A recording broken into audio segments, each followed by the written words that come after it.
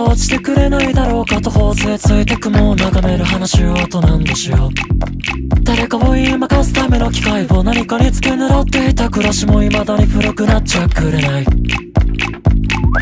優しくしてくれたあの子にまでもどうせ心の中じゃなってことを思ってしまったのもつい最近ではあるけれど、小指に巻いた絆創膏が見えるようにと近づいたばっかりに本当はなかったキスが欲しくなる。車列にかけていた